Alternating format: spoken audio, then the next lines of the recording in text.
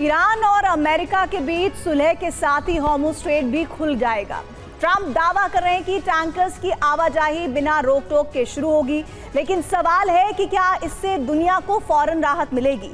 समझौते के ऐलान के बाद कच्चे तेल की कीमत कम जरूर हुई है, लेकिन हालात सामान्य होने में लंबा वक्त लग सकता है। फारस की खाड़ी में फंसे टैंकर्स को सबसे पहले निकालने का काम शुरू हो सकता है, लेकिन रूट पर पहले की तरह आवाजाही शुरू करने के लिए हॉर्मुज़ से हटाने की जरूरत होगी उन माइंस को, जिसके लिए अभियान चलाना होगा।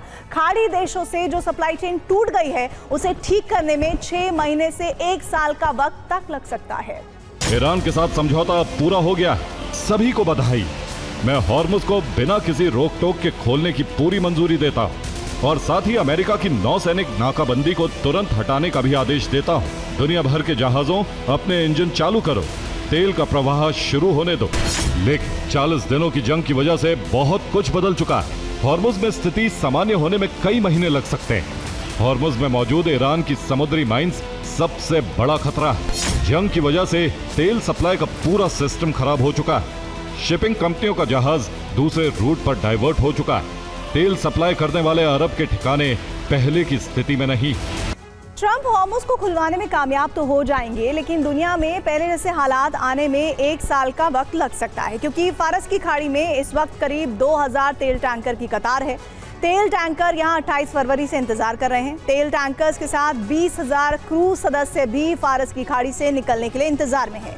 इसलिए हॉर्मुज़ खुलते ही सबसे पहले फंसे हुए टैंकर्स को निकालने का अभियान शुरू होगा। हमले से भी काफी नुकसान हुआ है। 18 मार्च को कतर पर हमला किया गया था। हमले में रास लफान गैस प्लांट को टारगेट बनाया गया था। ये अरब का सबसे बड़ा LNG निर्यात केंद्र है। इसको ठीक होने में महीनों लग सकते हैं, तब तक गैस की किल्लत बनी रहेगी। सऊदी में रास तनूरा पर भी हमला किया गया था। हालांकि रिफाइनरी को ठीक कर लेने का दावा किया गया था। लगातार हमलों की वजह से शिपिंग कंपनियों का भरोसा भी खत्म हो चुका है। बीमा कराने का खर्च भी बहुत बढ़ गया है। ऐसे में हालात सामान्य होने में वक्त लगेगा। हॉर्मुज़ बंद होने के बाद से शिपिंग कंपनी दूसरे रूट पर व्यस्त हो चुकी हैं। अब इन्हें वापस खाड़ी देशों के रूट में लौटने में समय लग सकता है। खाड़ी देशों का सप्लाई सिस्टम बंद रहा है। हमले से प्रोडक्शन पर भारी असर पड़ा। दोबारा पहले की तरह प्रोडक्शन करना होगा। हॉर्मुज़ में समुद्री माइंस को हटाना आसान नहीं। हॉर्मुज़ रूट की सुरक्षा को सुनिश्चित करना होगा। माइंस हटाने में कई महीने का वक्त लग सकता है। हॉर्मुज़ में माइंस जंग शुरू होने के बाद बिछाई गई। IRGC की स्पीड बोट्स ने बहुत तेजी से काम किया। माइंस लगाने को लेकर किसी तरह का रिकॉर्ड नहीं है। देखिए, हॉर्मुज़ का ये पूरा इलाका अब एक सामान्य समुद्री रास्ता नहीं है, बल्कि बारूद का जाल बन चुका है, जहां हर तरफ बिछी माइंस इस रास्ते को खतरनाक बना रही हैं। अब सवाल उठता है कि माइंस कहां है। इसका जवाब किसी को नहीं पता, क्योंकि इसे जल्दबाजी में बिछाया गया, सटीक रिकॉर्ड नहीं रखा गया और आज हालात ये हैं कि इनकी लोकेशन तक साफ नहीं है। यानी खतरा कहां छिपा है, इसका पुख्ता अंदाजा भी किसी के पास नहीं है। दूसरी बड़ी समस्या है, ये माइंस अपनी जगह पर नहीं है। इनमें से कई समंदर की लहरों और तेज धाराओं के साथ बह चुकी हैं और अब ये कहां पहुंच चुकी हैं, इसकी सटीक जानकारी भी आधी अधूरी है। अब आती है सबसे बड़ी चुनौती, इन्हें ढूंढना और हटाना। ट्रंप ने कहा कि अब अमेरिका माइंस हटाएगा, लेकिन ये हाई रिस्क ऑपरेशन होगा। इसमें बहुत समय लगेगा, क्योंकि इसे जल्दी हटाने की तकनीक अभी तक बहुत विकसित नहीं है। और सबसे खतरनाक हिस्सा, लापता माइंस, यानी समंदर में अनदेखा खतरा हर दिशा में फैला हुआ है। यहाँ तक कि जिसे सेफ रूट बताया जा रहा है, वो भी पूरी तरह सुरक्षित नहीं माना जा सकता। एक्सपर्ट्स के मुताबिक आर्थिक दिक्कतों को कम समय में ठीक नहीं किया जा सकेगा। LNG की कीमत कम होने में 6 महीने से अधिक का वक्त लगेगा। तेल की कीमतें कम होने के बाद ही गैस की कीमत कम होगी। ईरान और अमेरिका के बीच युद्ध विराम संधि की सबसे अहम शर्त है लेबनान में शांति। ट्रंप ने इस शर्त पर इस उम्मीद से हामी भर दी कि इजराइल के लिए वो फरमान जारी करेंगे और नेतन्याहू के सैनिक लेबनान से बाहर निकल जाएंगे। लेकिन नेतन्याहू ने ट्रंप को भरोसे को उनको तोड़ दिया है। कैसे, ये बताते हैं आपको। दरअसल नेतन्याहू की लेबनान में बारूदी विनाश की जिद ने ट्रंप को अब उस मोड़ पर खड़ा कर दिया है जहां ईरान के साथ समझौते की उम्मीद उनके ही सहयोगी के कारण टूटने का खतरा लगातार बना हुआ है। अब सवाल यह है कि ट्रंप का कदम किसके खिलाफ होगा, ईरान या इजराइल के? जवाब इस रिपोर्ट में देखिए। लेबनान बारूद से दहला, ट्रंप गुस्से से आग बबूला। ट्रंप ने साफ कह दिया कि नेतन्याहू को बिल्कुल भी विवेक नहीं। तो क्या नेतन्याहू की जिद ट्रंप के मास्टर स्ट्रोक पर पानी फेर देगी? और क्या इजराइल अब दुनिया में बिल्कुल अकेला पड़ने वाला है?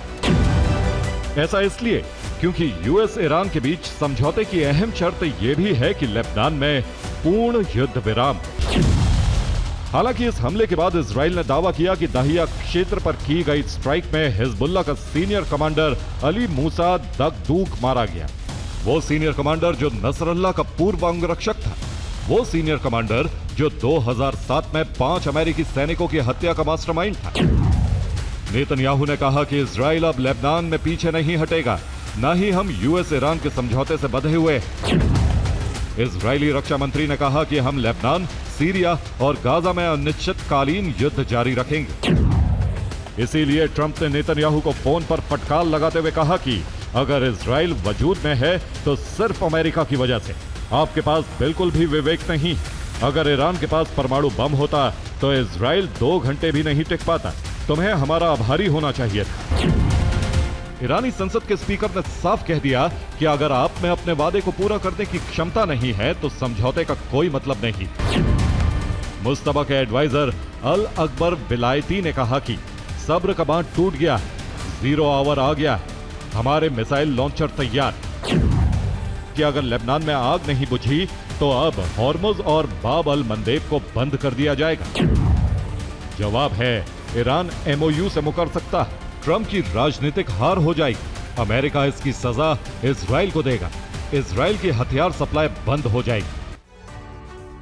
ट्रंप के जन्मदिन पर ईरान के साथ समझौता हो गया, लेकिन रूस यूक्रेन के नेताओं से ट्रंप की चर्चा के बाद युद्ध और भड़क गया। दोनों देशों ने ट्रंप को जन्मदिन पर बधाई दी। शांति पर भी चर्चा हुई, लेकिन मिसाइल और ड्रोन का शोर घटने के बजाय तेज होता गया। रूस के हमलों में कीव का एक ऐतिहासिक कैथेड्रल जलकर खाक हो गया और इसके साथ ही खार्किव पर भी हमले हुए। यूक्रेन ने तुरंत रूस पर जवाबी हमले किए और कई पेट्रोलियम ठिकानों को तबाह कर दिया। बीते 7 दिन में रूस ने यूक्रेन पर 4000 हमले किए। इनमें 1920 ड्रोन हमले किए गए, 1790 गाइडेड बम यूक्रेन पर दागे गए। इसके साथ ही अलग अलग तरह की मिसाइलों से 17 हमले किए गए। क्या दुनिया एक और महायुद्ध की दहलीज पर खड़ी है? क्या यूक्रेन की जमीन पर चल रही जंग अब अटलांटिक और इंग्लिश चैनल के नीले समंदर को लाल करने वाली है? समंदर के बीचों बीच एक ऐसा गदर मचा है जिसने ब्रिटेन और रूस को आमने सामने लाकर खड़ा कर दिया है, जिससे युद्ध का एक नया फ्रंट खुलने का खतरा मंडरा रहा है। अगर ब्रिटेन ने दोबारा हमारे किसी टैंकर को हाथ भी लगाया तो हम अपने जहाजों को बारूद से उड़ा देंगे। ऐसा धमाका होगा कि ब्रिटेन का तटीय इलाका दहल जाएगा। पहले यूक्रेन और फिर ईरान। अमेरिका ने यूक्रेन के मुद्दे पर यूरोप से दूरी बढ़ाई और ईरान के मुद्दे पर यूरोप अमेरिका से दूर रहा। ऐसे में नेटो का सबसे ताकतवर देश अमेरिका अब यूरोप से काफी दूर नजर आ रहा है। यूरोप खुद को ताकतवर बनाने के मिशन पर है। जर्मनी यूरोप की सबसे मजबूत सेना बना रहा है। सेना बनाने के साथ ही जर्मनी हथियार जुटा रहा है। जर्मनी ने अमेरिका से 380 से ज्यादा कॉन्ट्रैक्ट किए हैं। अमेरिका से कुल 33 अरब डॉलर के हथियार खरीदे जाएंगे। जर्मनी ने फ्रांस से भी सैन्य शक्ति को लेकर तालमेल बढ़ाया है। फ्रांस और जर्मनी यूरोप की सुरक्षा के लिए एक जोड़ी के तौर पर उभरेंगे। जर्मनी ताकतवर बनने के लिए अपनी आर्थिक शक्ति भी बढ़ा रहा है। जर्मन चांसलर मर्ज ने ट्रंप की आलोचना की थी। ईरान पर लिए गए फैसलों को गलत बताया था। ट्रंप ने मर्ज पर ईरान के प्रति नरम रुख का आरोप लगाया था। 2026 में जर्मनी सेना पर 127 अरब डॉलर खर्च कर सकता है। ये यूरोप में अब तक का सबसे अधिक खर्च होगा। वहीं ब्रिटेन 84 अरब डॉलर और फ्रांस तकरीबन 70 अरब डॉलर खर्च करेगा।